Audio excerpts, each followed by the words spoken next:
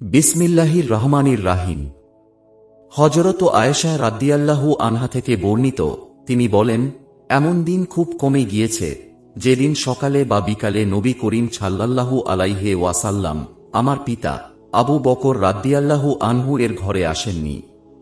যখন তাকে আল্লাহ তাআলার পক্ষ হতে মদিনার উদ্দেশ্য বের হওয়ার অনুমতি দেওয়া হল, তখন তিনি একদিন দুপুরের সময় আগমন করায় আমরা শঙ্কিত হয়ে পড়লাম।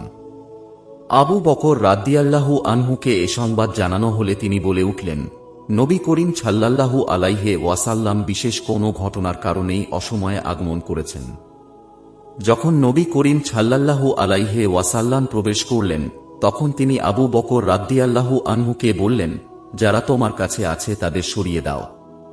আবু বকর রাদিয়াল্লাহু আনহু বললেন, ইয়া রাসূলাল্লাহ, এরা তো আমার দুই কন্যা আয়েশা ও আসমা।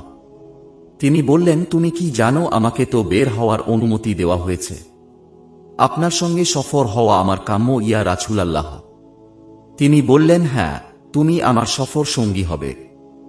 আবু বকর রাদিয়াল্লাহু আনহু বললেন, ইয়া রাসূলাল্লাহ, আমার কাছে দুটি উটনী রয়েছে যা আমি হিজরতের জন্য প্রস্তুত রেখেছি, এর একটি আপনি গ্রহণ করুন। তিনি বললেন, আমি মূল্যর বিনিময়ে তা গ্রহণ করলাম।